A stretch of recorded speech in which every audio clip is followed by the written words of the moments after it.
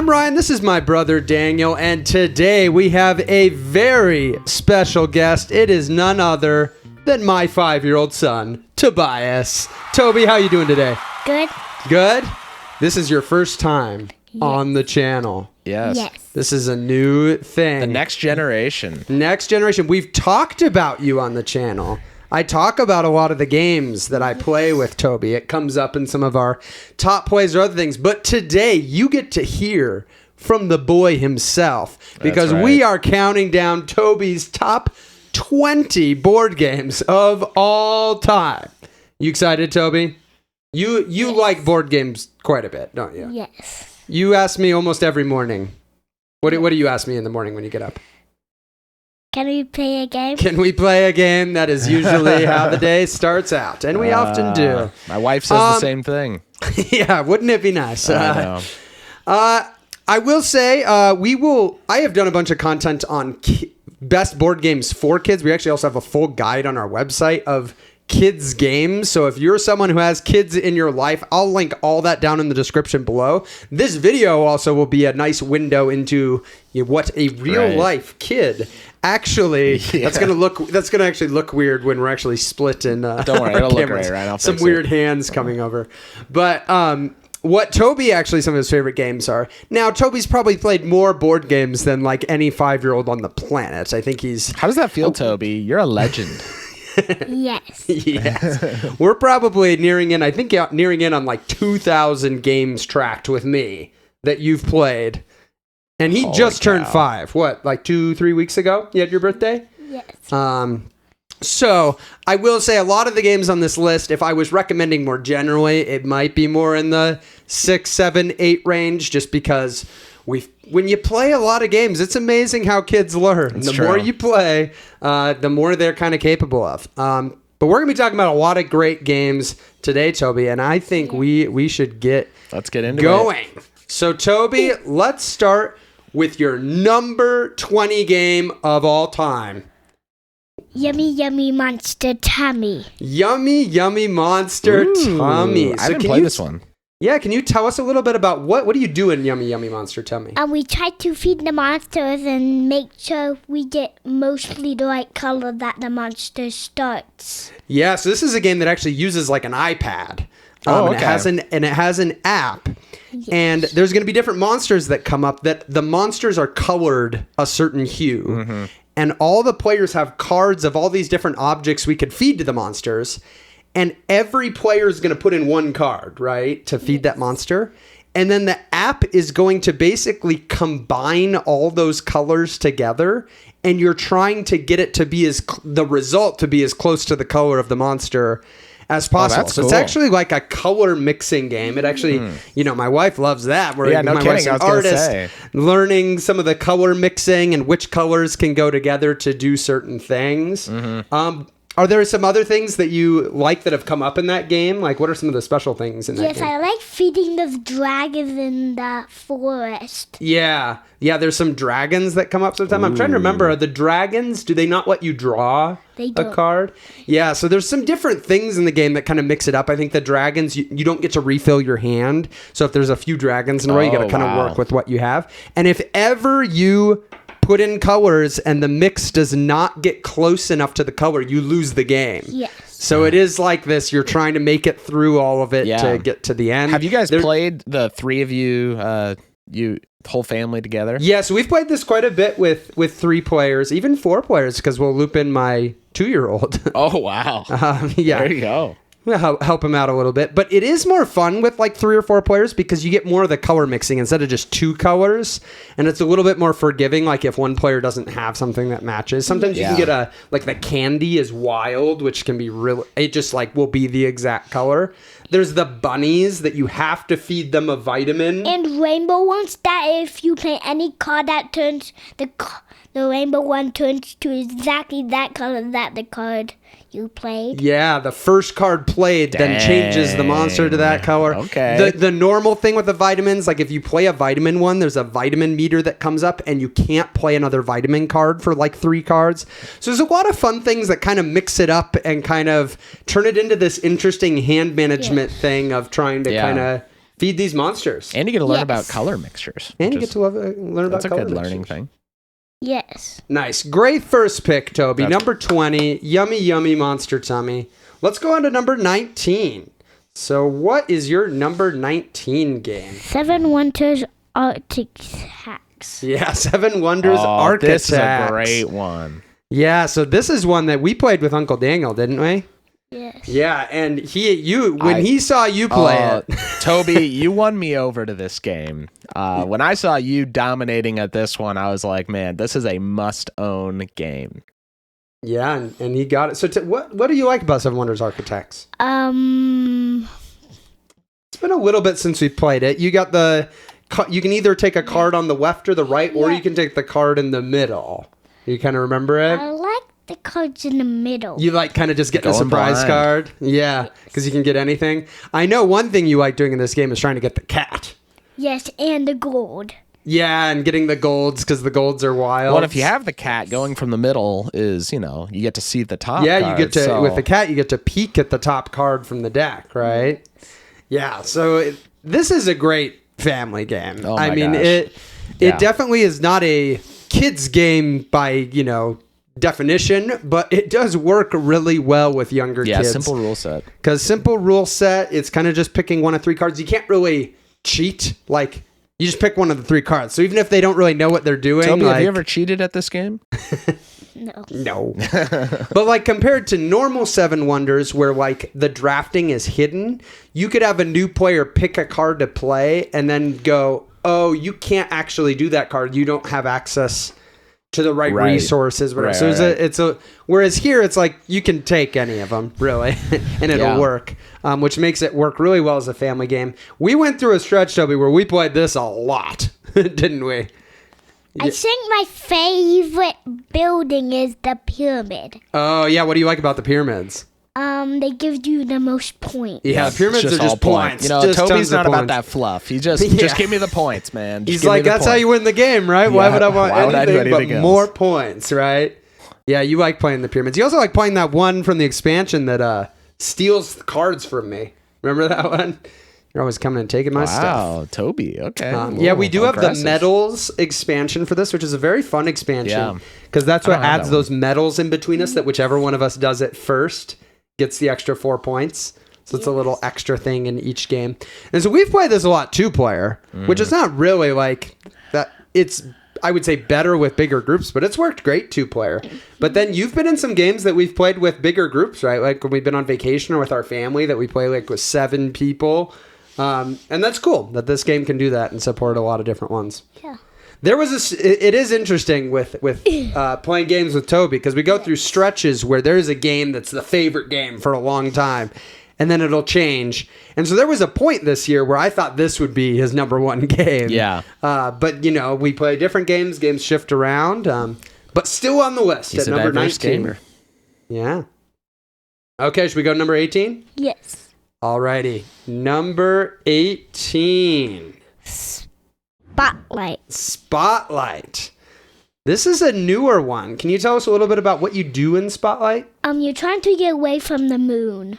Yeah, the moon is trying to catch you on the score track. And once you flip a card, you're trying to find that like man or anything in the picture that you picked. Yeah.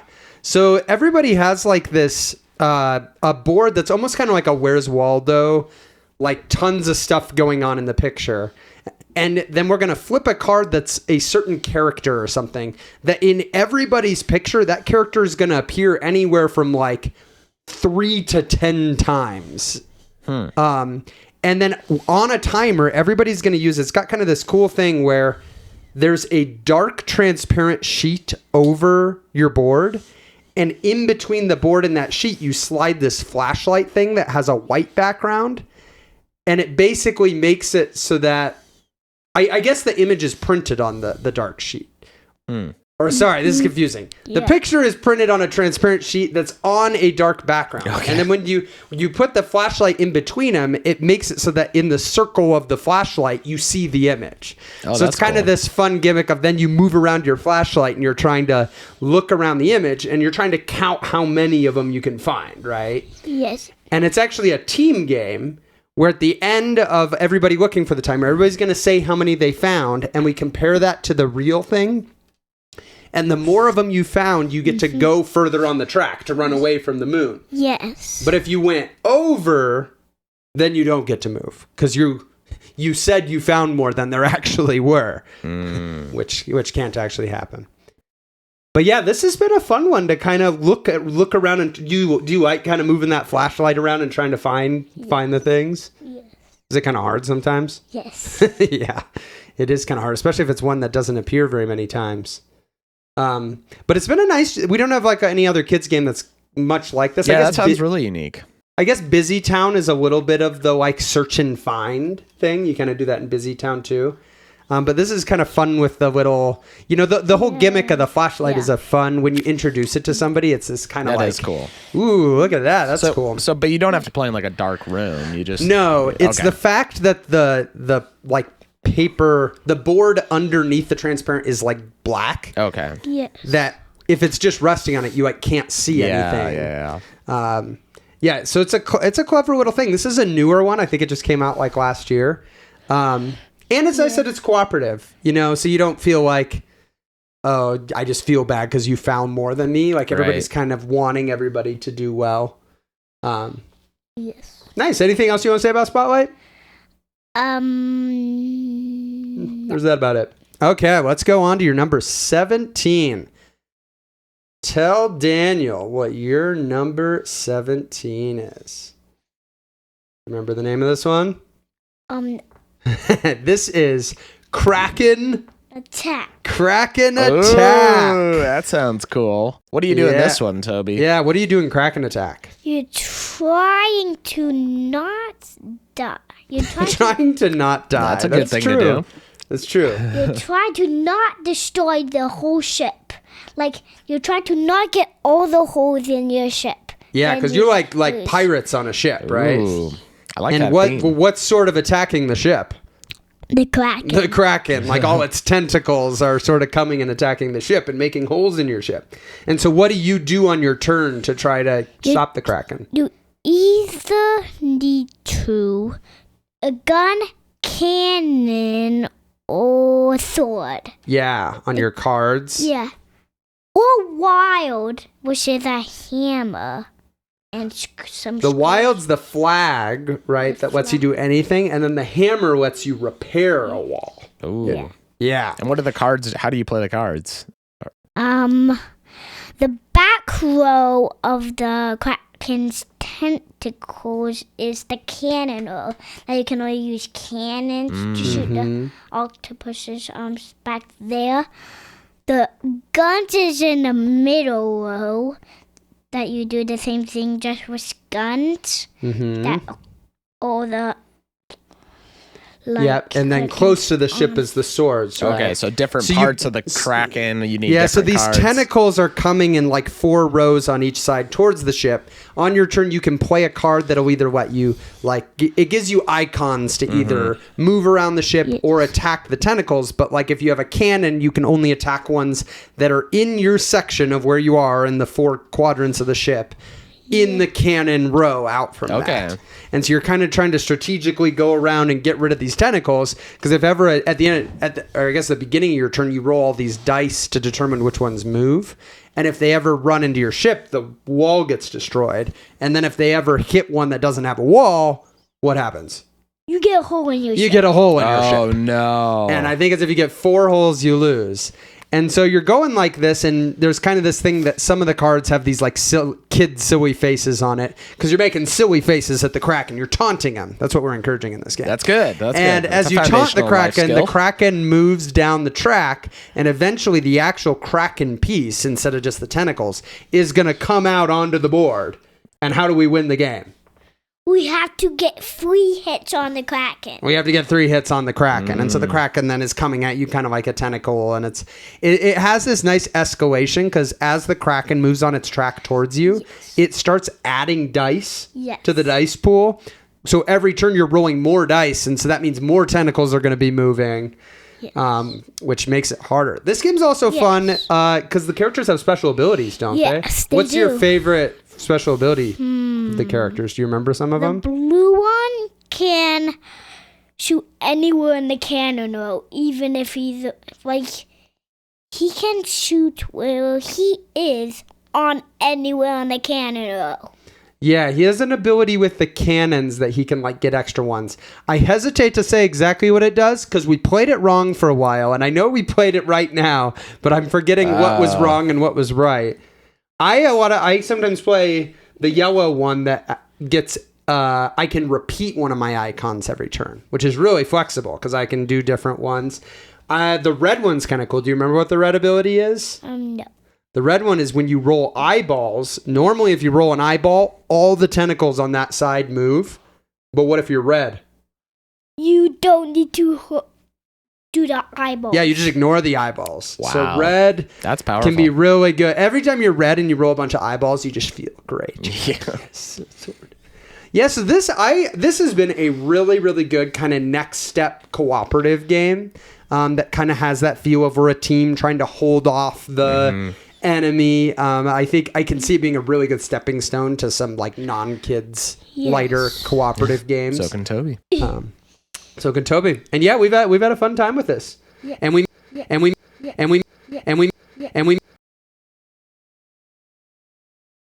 the tracks and like the tentacles will skip over them. Yes. And so then that just makes it more difficult. Mm-hmm. Nice. Should we go onward to number 16? Yes. What is your number 16? You remember the name of this one? This is a newer one. Sky Team. Sky Team. Ooh, that's a nice pick. Okay, Toby, so what do you like about Sky Team? Or actually, maybe explain, what do you do in Sky Team? You're trying to land a plane. You're trying to land a plane. It's just a 2-player game, right? You're working as a team? Yes. Is it hard to land the plane? Yes. Yeah. What are some of the things you have to be thinking about to try to land the plane? You have to do engines and tilt And the tilt every turn. every turn. And like the engines are going to say how far you go. Yes. And what's one of the hard things when you're moving?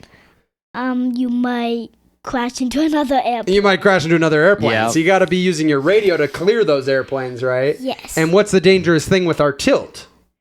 If you get all the way tilted to your side, you lose. You lose. Yep. And so the tilt is going to be the different. You're basically taking turns playing dice, but you don't know what dice your partner has in the game. Yes. And so, I might put a 3 on tilt. If Toby plays a 5 on tilt, because that's 2 higher, it's going to tilt the plane 2 to Toby's side, which maybe is what we want, maybe isn't what we want.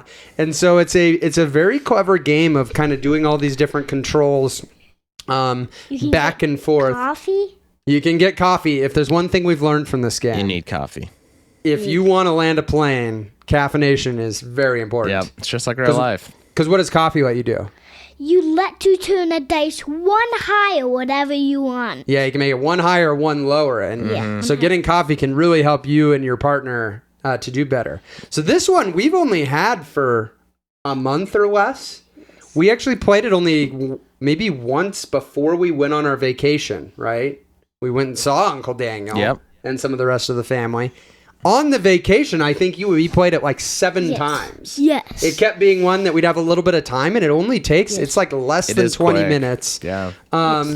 And so you kept wanting to bring it out, and we kept getting better at it. And this has been a ton of fun. I have been really impressed with it. Yeah. Yes.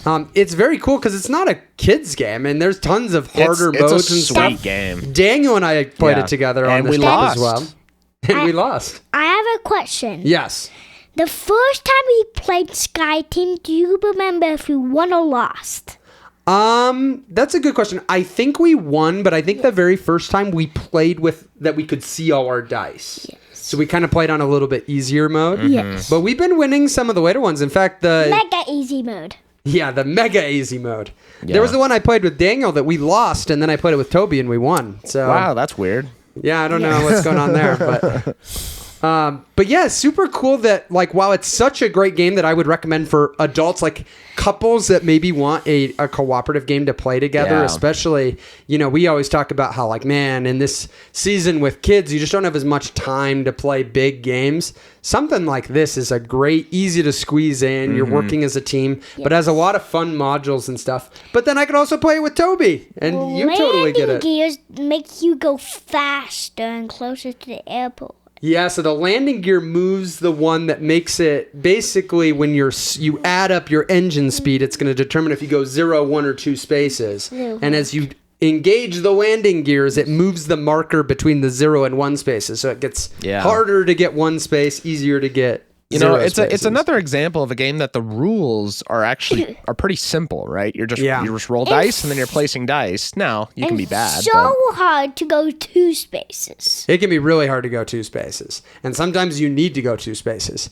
Like the new one that I played with both of you, the airport track is 1 longer than the elevation track, and so at some point you need to go 2 because you're trying to time it so that you touch down right as you're getting to the airport. Now, if you're Daniel and I, you make the huge mistake of in the first round going 0, and so then we were 2 behind, and that was our downfall. That was our downfall. Yeah. So I'm excited, Toby, to try more of the different airports and modules in this one. There's a bunch of stuff we haven't tried. But yeah, we've had fun with this one. Yeah. Good pick. This is, if we had filmed this, we were supposed to film this video before our trip, but I got sick. This wouldn't have been on the list. But after the trip, we made some last minute adjustments. Yeah, now I'm sick, so thanks, Ryan. Now Daniel's sick, so we brought it all the way from Colorado to you, free delivery. Yes. All right, Toby, let's go to your number 15. Fifth. Do you remember the name of this game? This is one that Uncle Daniel has played a lot. And we finally got to start playing it this year. This is HeroScape. Oh, man. So we do not have nearly as much HeroScape stuff as Uncle Daniel, right? I showed you some of the pictures of some of the stuff he made. Yeah, I should have showed him my collection. Yeah. Well, we were there. That would have been. We could have played. We could have. But we have some of the newer stuff to do some just simple little maps and fight. It is a battle on the 3D terrain. Yes. What do you like about HeroScape? Fighting each other. Yeah, it's kind of fun. So, sometimes we want to work as a team, like Sky Team, and sometimes we just want to fight each other. Yeah. Who are some of your favorite characters in this game? The big robot. Yeah, we have this big spider robot looking thing. Those are new characters. Like, they're all new. It's all completely new. Yeah, you sent me some pictures, and they look sweet. Yeah, and we do have the premium painted version. It's one of those things that, like, HeroScape is just so cool and fun to play with when everything is painted, which is how the original was. But you do have to pay a bit of an arm and a leg to get it if you don't want to do the painting yourself. You also really like the characters on the front of the box there, right? That Owashia. It's like a blue water person. Yes. Yeah. So, and I see she has more legs than a person. Definitely more legs than a person. She's got like tentacles coming out. Yeah, she does. Yeah, so it's been kind of nice that we don't have that much, just because like we're trying to play on like the full version, and so some of these characters have a bunch of abilities and stuff, which Toby's not at the point where he can read them himself, but I can help him remember them. But because we're playing with the same characters pretty much every time we play, we start to remember some of the abilities that different people have. And, Man, what a fun world to explore with your kid. Like, it's like the ultimate toy game. I have such fond memories of HeroScape, and really actually want to get it played again. But man, just the characters I feel like there's just so much joy having your characters just watching this battle unfold on a 3D map, and then even building the map. Toby, I'm assuming do you like helping make the map? Yeah. Yes. Yeah, deciding where the trees go, and we don't have that much terrain. Yeah. So our options are a little limited at this point. Right. But that'll be fun, right? To get some more stuff so we can make really big maps. Yeah. That'll be nice. Like Yeah. It's like, man, I'm getting tired of this video. Getting sleepy. Okay. Should we go into your number 14? Yes. Okay, let's see. It is Clask. Clask. Ooh, dexterity. This is a little different. What do you do in Clask? You try to hit the ball and not let, and you try to get in the opponent's hole. Yeah, trying to get in the opponent's hole. And what are some of the other way you could get a point in Clask? Do you remember the little white things that get hit around? Yes. What do you not want to let happen with those? You don't want to get 2 white things on you. Yeah, they're called biscuits, actually. The biscuits. In the class. And so there's these 3 little... So if you couldn't tell from the description, this is like full dexterity game, almost like air hockey, where it's use like a magnet under the board to move your little pawn. You're hitting the yellow ball around, but there's these 3 white magnets called the biscuits that can just get hit around. They're like free objects in the arena. But because they're magnets and because your piece is a magnet, what happens if you get too close to a biscuit? The biscuit sticks. Yeah, like jumps on and sticks to you. And if you get 2 biscuits on you, then you lose the point. And so that can actually be a strategy. You can try to hit the biscuits at your opponent. That's sweet. What's the other way you can lose a point? If you accidentally fall in your own hole. In your own hole. And that's called a clask. And so you got to make sure you don't accidentally fall in your hole. It makes this nice thump. And then you're like, oh, lost the point. But this is just anybody in the world. If you're watching this and you've ever thought to yourself, should I get like an air hockey table in my house? I've thought about that. Do not get an air hockey table. Wow, this is a hot take. They are enormous. They are expensive. They're honestly not that fun. Whoa. Compared, I think take. a game like this, which you can put away and get out, you can bring it somewhere, and it's a more dynamic game because it's got the things with the biscuits and how you're moving it. There's no biscuits in air hockey. There's no biscuits in air hockey. So this is definitely my recommendation for someone who likes the idea of a game like that, wants it in a tabletop game. We've had a lot of fun games of Clask against each other. Yes. Yeah, have you ever beat him, Toby? Yes. I think you have beaten me. Dang. Yeah. Look at that, right? You're sneaking out of the picture here. You want to sit upright on your microphone? Yes. There you go. Clask. Great pick. That was a great pick. Yeah. Clask is, especially now that my kids can play it, that is up there on my most played games by number of plays, because it takes all of 5 minutes to play a game, right? Yeah. It's pretty quick. It is quick. Okay, should we go to number 13? Yes. Okay, tell Daniel what your number 13 is. Marvel United. Marvel United. Wow. You don't have very much of this game. Yeah, do we have very much Marvel United stuff? No. Do we have a lot of characters? Yes. Yeah, we have a lot of stuff.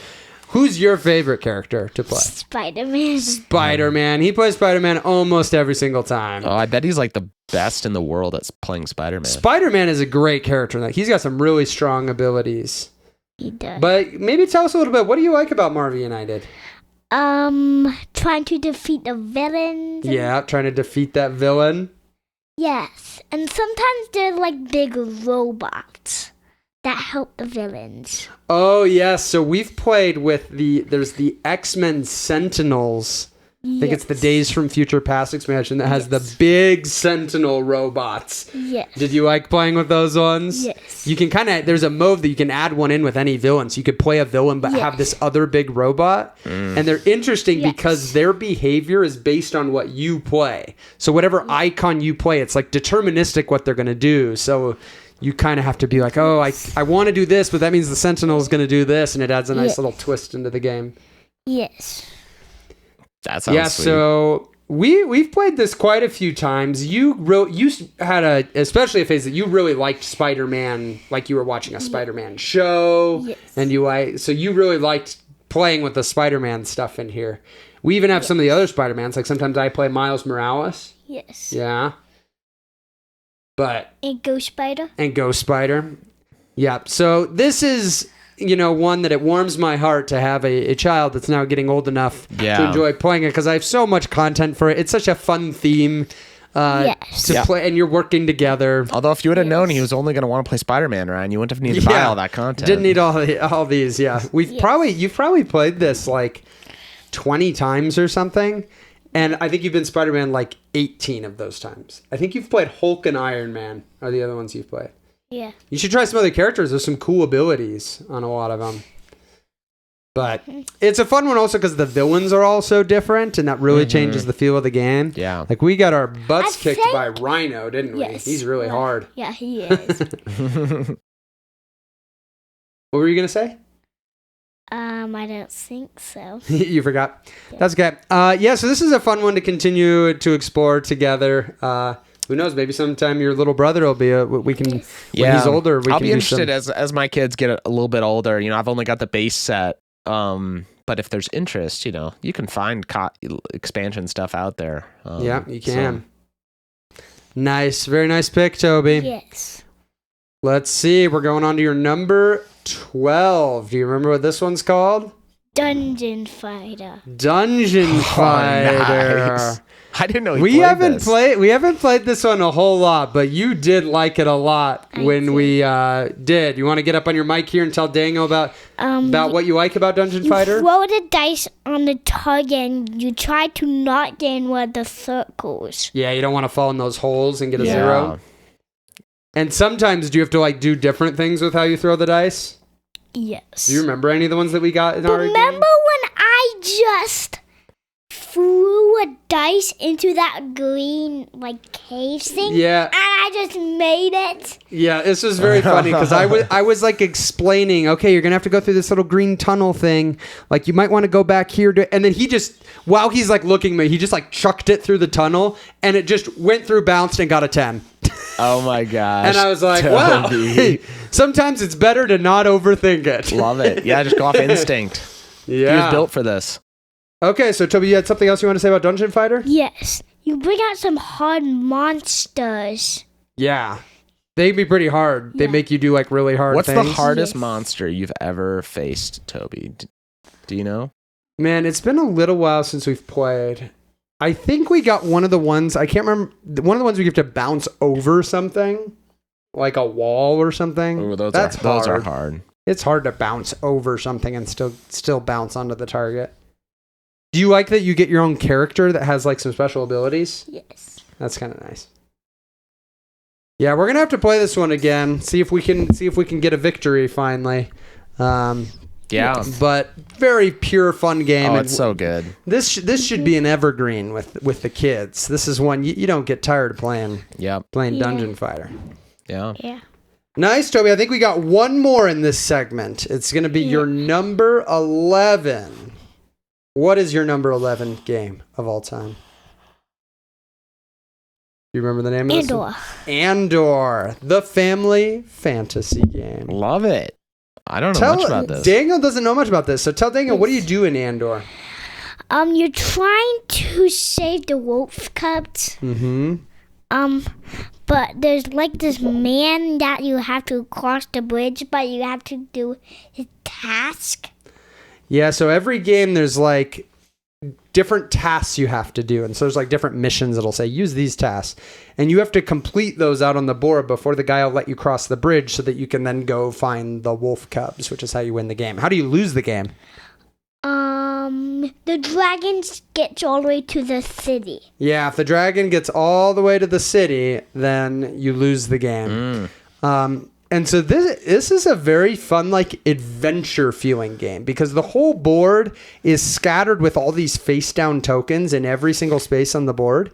And so you get to start just walking out and you can stop on a space and see what's there. And you might get money. You might get, you might find that like witch that'll sell you torches. We already know what a witch is. Yeah, so the problem with our copy is the witch token got a little bit of like wet or something on it, so you can tell which one is the witch token. Yeah, it's like our old copy of Candyland, you know, where you can. Yeah, it's like, oh, I wonder what card I'm drawing yeah. next. Yeah, but then you're going around and doing all these different things, like you might be trying to collect these plants or go and beat this big troll. But what do you also need to be working on? Defeating all like the monsters. If one of the monsters get to the city that moves the dragon one space. Yeah, so there's these other monsters that are kind of like every turn moving along kind of these 8 different locations. And if they get all the way to the city, then they're going to make you like roll the dragon die again and move the dragon. So while you're doing these other things, you want to also be fighting these. You like fighting the I think they're called the gores, right? Gores. Yeah, because you play as Blue, and what's Blue's special ability? Blue has more dice than everyone, and there's so many swords on them. Yeah, so you get more dice, and there's more swords on those dice. So Blue is really good at fighting people. So we often as a team, it's like, Toby, you keep fighting these while I go across the bridge and search for the wolf cubs. Because sometimes I play the dwarf, the yellow character, and my dice have more torches, which is good for doing the wolf cubs because you have to roll a torch to be able to flip one of them. Or use a torch token. Yeah, or a torch token that you got earlier in the game. So this, I have been super impressed by this one. Like, this one is like up there with, if I was like rating kids games for like the ages that they're meant for, this is maybe one of my top rated ones now. Wow. It's just such a kind of a pure fun, going around and exploring and getting what whatever you find, but then it's lots of interesting decisions with how you move, because your character has these little like sun discs that you have to spend one to move a space or do other things. So you kind of have like limited action points for the round. Yes. And if you stay in the same place, you still have to use a sun. Yeah, so if you stay in the same space to like keep fighting an enemy that you haven't completely beaten, you'd still have to use a sun disc. What can you do to maybe get some sun discs back? Find the sun disc token. Yeah, those wells. There's some well spaces that if you stop there, you get 3 sun tokens back. So you can kind of be strategic of like, oh, I'm going to go here, but then I'll stop at the well to get a little bit back so that I can go do a little bit more. But then it's got the whole tension of just a good cooperative game of the dragons moving and every turn the monsters are. And there's a token that uses as the extra sun token. Yeah, that's a good one. If you get the token that now for the rest of the game, you have an extra sun token. Yes. And so that's a lot of fun. And then the fact that every time you play, the tasks are different. So all the things you're trying to do. And you can get to the point where you just randomize those and do not even the preset missions. And we've been enjoying this game so much. We hunted down the expansion for this game. Hunted down because it is not very like in print. We actually had to buy it from a store over in Europe somewhere to actually get it. But it looks like it adds some cool stuff, Toby. It adds a new character. It adds a new like end mode. Instead of finding the wolf cubs, you like fight some big monster. And it adds tons more tasks so you can have more things to mix and match. We haven't tried it yet. We're going to have to try it sometime. 30, I think, maybe. Yeah, it was like a ridiculous amount of tasks that it adds in the new one. So we've got lots of Andor ahead of us to play. Toby's like his father. He loves variability. Got to raise the kids in the way of gaming taste. Yeah, that's right. But very nice, Toby. That is your number 20 through 11. That is going to wrap it up for this video. But we will be back with Toby's 10 through number 1. Hey, thanks for watching. There's some more videos you can watch. Bye!